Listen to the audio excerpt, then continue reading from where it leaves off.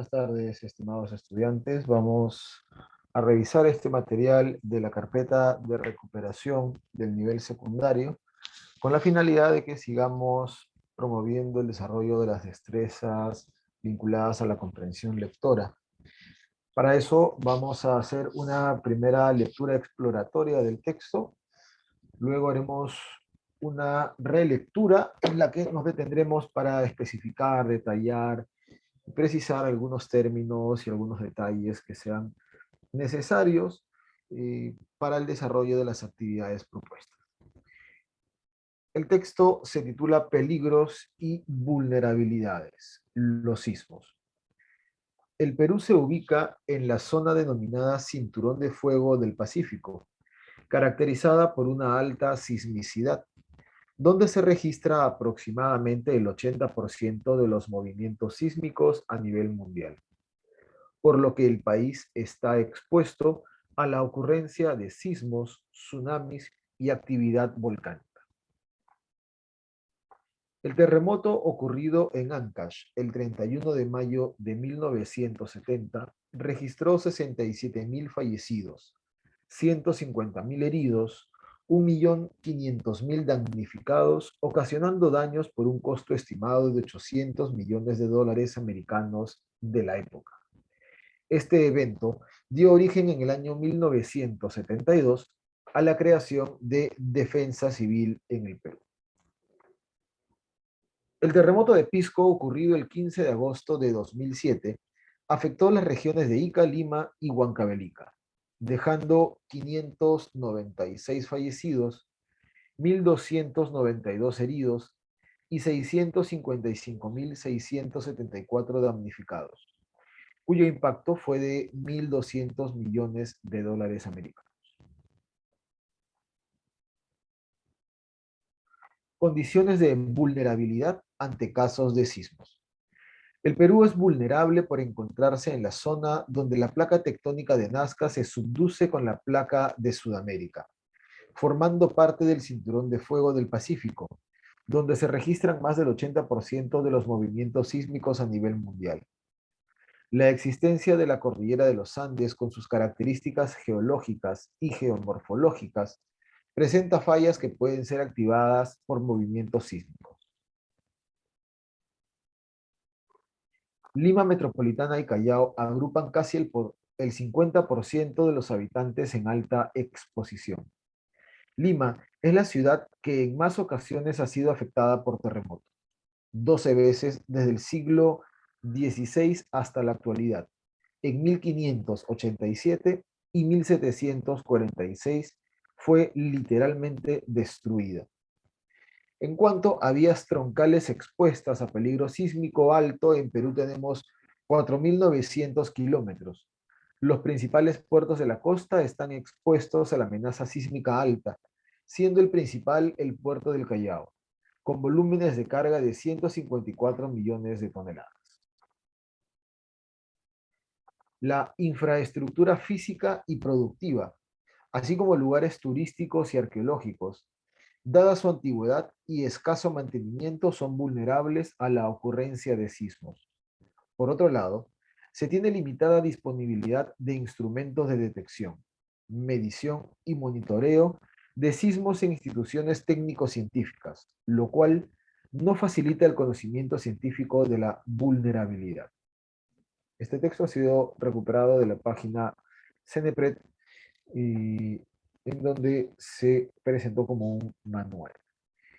Muy bien, estimados alumnos, vamos a acompañar la lectura de este texto con la visualización de un video que nos va a permitir a nosotros poder observar cómo es que el, la institución de defensa civil nos presenta información sobre esta realidad, sobre los sismos.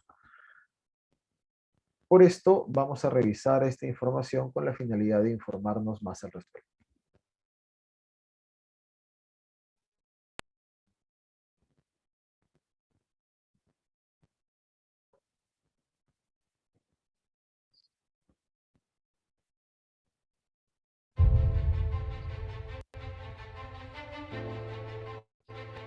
Nuestro planeta tiene una edad de 4.500 millones de años y desde hace aproximadamente 200 millones de años, las placas tectónicas se encuentran en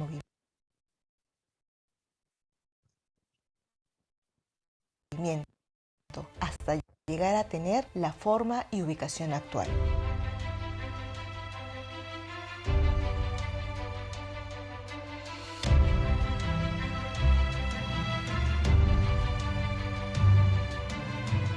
Estos movimientos son causados porque en el interior de la Tierra existen temperaturas tan altas que las rocas se encuentran en estado líquido y se movilizan a diferentes velocidades, permitiendo que las placas tectónicas floten como barcos en el mar.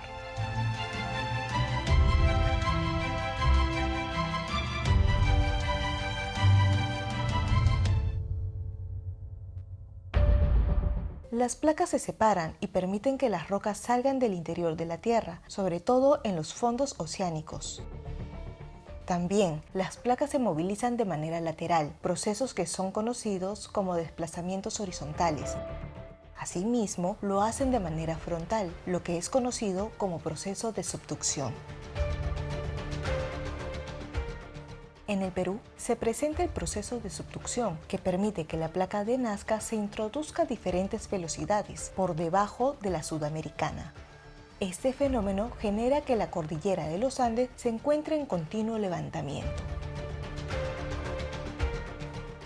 Durante este movimiento se producen sismos de diferentes magnitudes que afectan a las ciudades, además de erupciones volcánicas en la región sur del Perú. La continua ocurrencia de sismos y erupciones volcánicas ocurren en mayor número en el Océano Pacífico. Por ello, esta región es conocida como el Cinturón de Fuego del Pacífico. Aquí, la Tierra libera más del 80% de toda la energía que se acumula en su interior. Cuando ocurre un terremoto, las ondas sísmicas que se generan en el interior de la Tierra se propagan en todas las direcciones. Cuanto más grande es el terremoto, las ondas sísmicas llegarán a distancias mucho más lejanas. Estos sismos son registrados por muchos sensores sísmicos que están distribuidos en el mundo y son parte de la red sísmica mundial. Para medir el tamaño de los sismos existen dos métodos: la magnitud y la intensidad. La magnitud es una medida cuantitativa de la cantidad de energía que libera el sismo durante su ocurrencia y que se propaga en el interior de la Tierra. La magnitud de los sismos es estimada a partir del análisis de los registros obtenidos de los sensores sísmicos en superficie y se constituye como un valor único, tradicionalmente conocido como magnitud Richter, aunque hoy en día se hace uso de una escala homogénea universal llamada magnitud momento. Al ser una escala logarítmica, cada unidad de variación representa 30 veces más de energía liberada, factor que dificulta el llegar a conocer cuál sería el comportamiento de los suelos ante tales escenarios. La escala de magnitud proporciona un valor único para la cantidad de energía liberada por el sismo. La intensidad del sismo es una medida subjetiva de los niveles de daños observados en la superficie producto del sacudimiento del suelo. La escala más utilizada es la de Mercalli modificada, y para cada sismo permite tener varios valores de intensidad expresados en números romanos. Los valores más altos de esta escala consideran los daños en las estructuras, suelos y el comportamiento de las personas. Debemos recordar siempre que los sismos no matan personas. Ellos solamente sacuden el suelo con mayor o menor intensidad. Por lo general, las personas pierden la vida cuando las estructuras colapsan. En el Perú, la ocurrencia y registro continuo de sismos nos ha permitido identificar que el mayor número de ellos ocurren frente a la línea de costa y en menor número en el interior del continente, a profundidades de hasta 700 kilómetros. Estas características hacen que el Perú sea considerado como un país altamente sísmico, al igual que Chile y Japón. En nuestro país tenemos tres tipos de sismos: los llamados sismos interplaca, que se producen debido al proceso de fricción de placas con epicentros, todos frente a la línea de costa con profundidades de hasta 60 kilómetros. Aquí se han producido los sismos de Chimbote en 1970, Lima en 1974, Arequipa en 2001 y Pisco en 2007. Luego tenemos los sismos intraplaca, que se producen por la deformación interna de la placa de Nazca por debajo del continente y a profundidades de hasta 700 kilómetros. Estos sismos son menos frecuentes y pocas veces causan daño en superficie debido a que ocurren a mucha profundidad. Finalmente, los sismos superficiales, conocidos como corticales, se producen por la deformación y reactivación de fallas geológicas activas distribuidas a lo largo de la cordillera de los Andes. Estos sismos no son muy frecuentes, sin embargo, a pesar de que se presentan magnitudes moderadas, causan daños en superficie debido a su profundidad superficial. Somos un país altamente sísmico, hemos tenido grandes sismos en el pasado.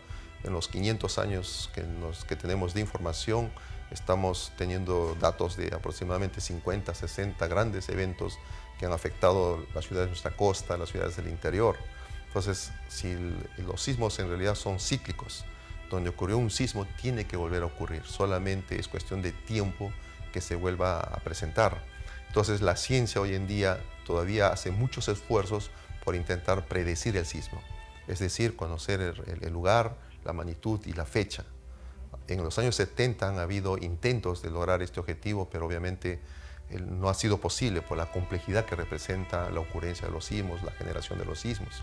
Lo que hoy en día la ciencia ha hecho es pronosticar los sismos. Y pronosticar significa saber dónde va a ocurrir y la posible magnitud que pueda tener.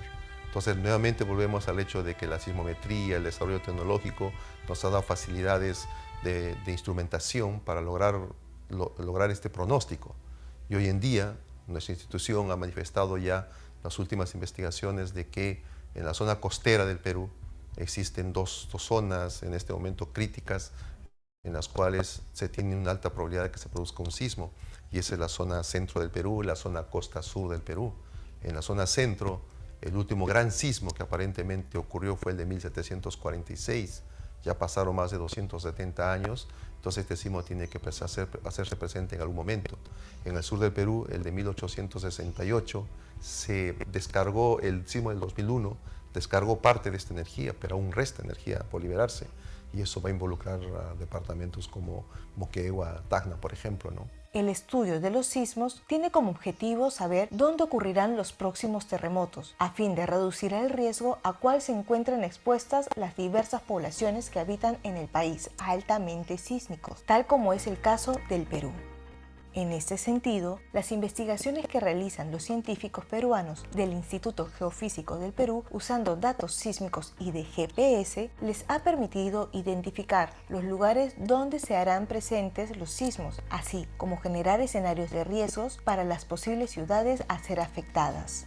Estas nuevas metodologías permiten identificar cuáles son los lugares donde las placas de Nazca y Sudamericana se encuentran trabadas, zonas donde se estaría acumulando energía sísmica que se liberará con futuros sismos. Estas zonas son conocidas como zonas de acoplamiento máximo y son fáciles de identificar en el borde occidental del Perú por la longitud de los ejes de deformación regional de las placas. La aplicación de métodos inversos para reconstruir escenarios geodinámicos usando esta información nos permite identificar la ubicación exacta de las zonas en donde ocurrirán los próximos terremotos en el Perú. De acuerdo a las dimensiones de las áreas de color rojo, se puede estimar la magnitud del sismo. En el caso de nuestro país, se considera sismos con magnitudes mayores a 8. En el Perú, la institución científica que se encarga del monitoreo, registro y estudio de los sismos es el Instituto Geofísico del Perú. Para ello, cuenta con una red sísmica compuesta por más de 70 estaciones que transmiten los datos por satélite al Centro Sismológico Nacional, CENSIS.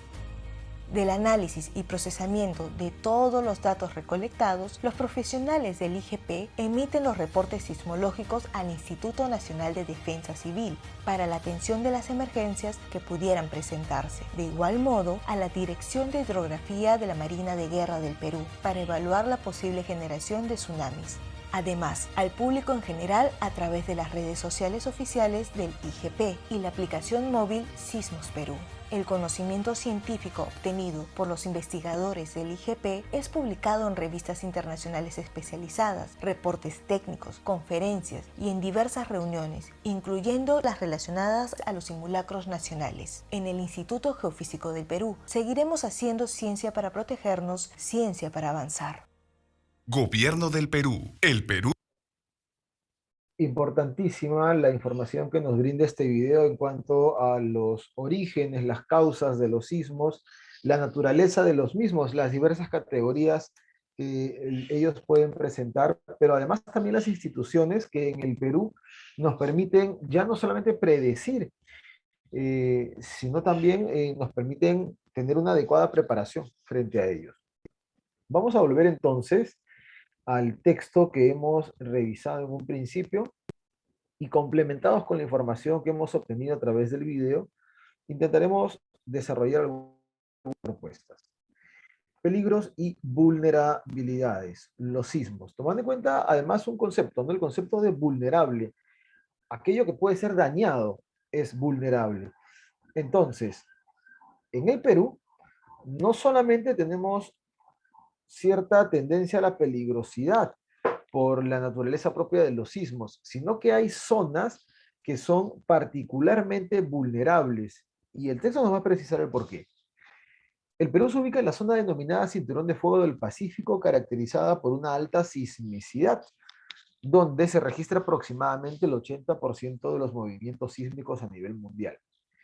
Por lo que nuestro país está expuesto a la ocurrencia de sismos, tsunamis y actividad volcánica.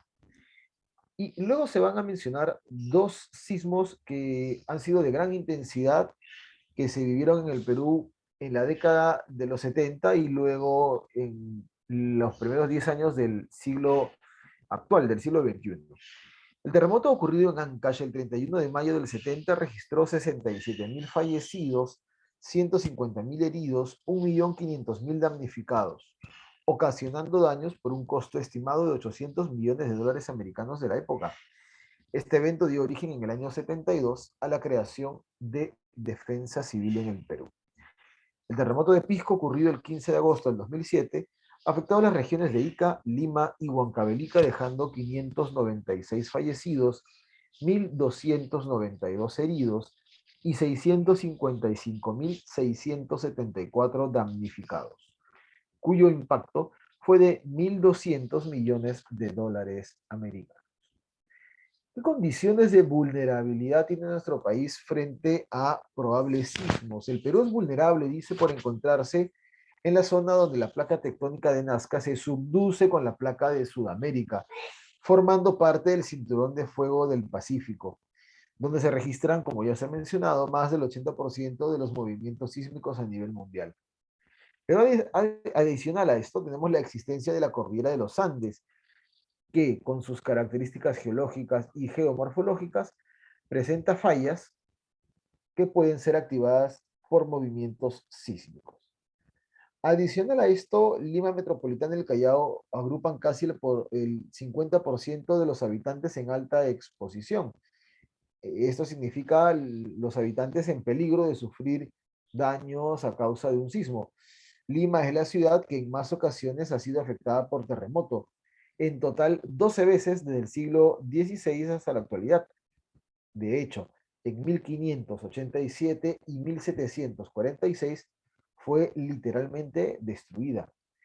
En cuanto a vías troncales expuestas a peligro sísmico alto en el Perú, tenemos 4.900 kilómetros de carreteras y los principales puertos de la costa están expuestos a la amenaza sísmica alta, siendo el principal el puerto del Callao, con volúmenes de carga de 154 millones de toneladas. La infraestructura física y productiva.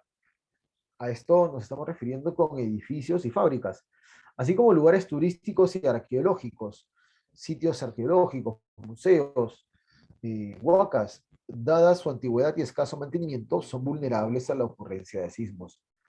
Por otro lado, se tiene limitada disponibilidad de instrumentos de detección, medición y monitoreo de sismos en instituciones técnico-científicas.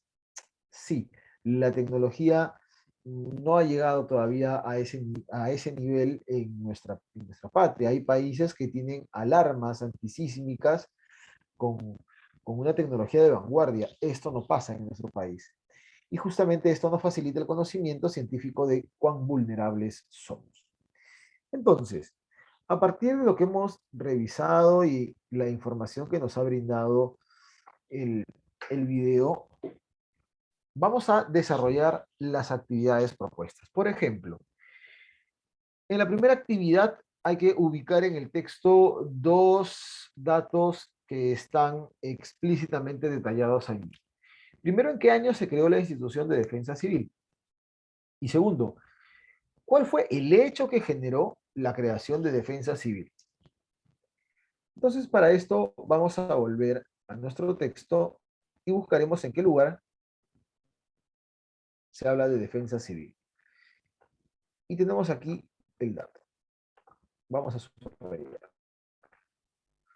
Se menciona que se creó en el año 72 y dice que este evento dio origen a la creación de defensa civil. ¿Qué evento? El terremoto de Ancash de 1970. Entonces, vamos a responder que se creó en el año 1972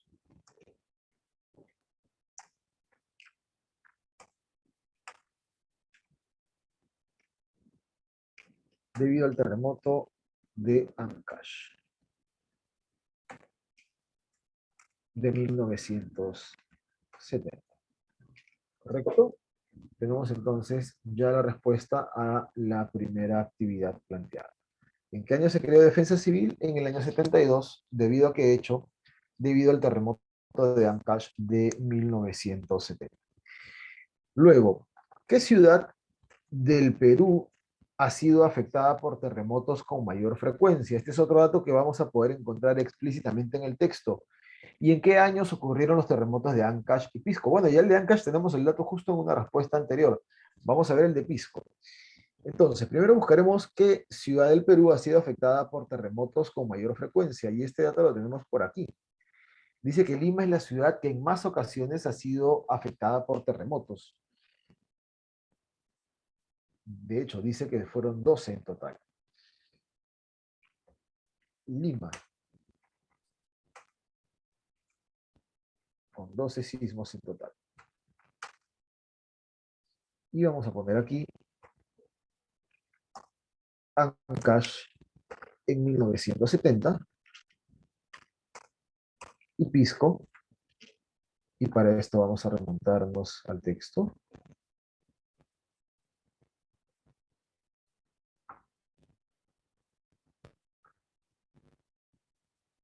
Aprovechamos para subrayar esto también, que es información importante.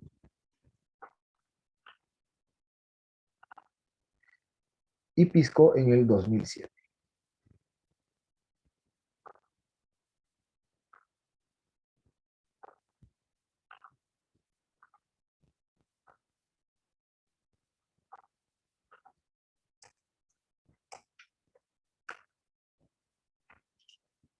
Muy bien, entonces, ¿qué ciudad del Perú ha sido afectada por terremotos con mayor frecuencia?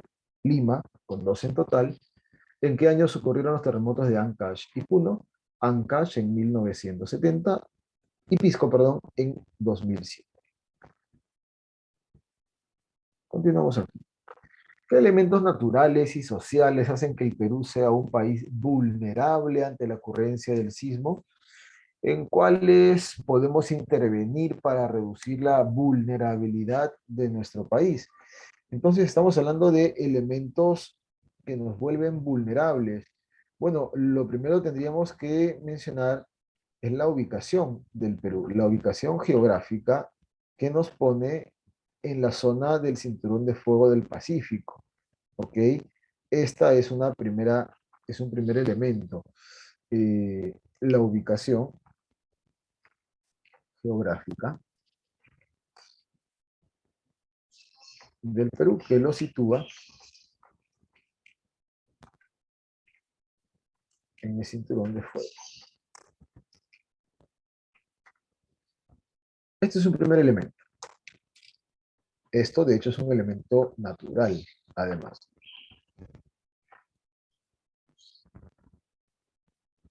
Luego, tenemos también más abajo la información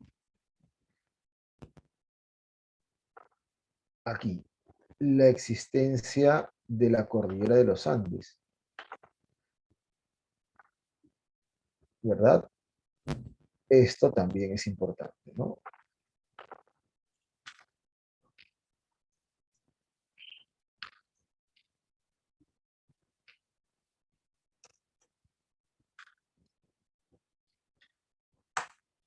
Correcto. Y además tenemos por aquí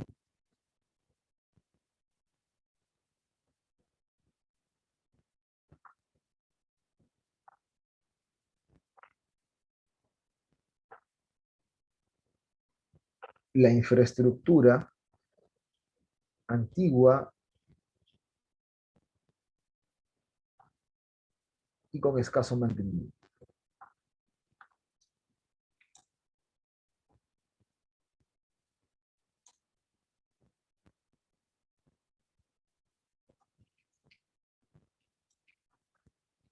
La cantidad de casas, edificios antiguos, sitios turísticos que no han sido restaurados correctamente, ¿no? Que no tienen correcto mantenimiento.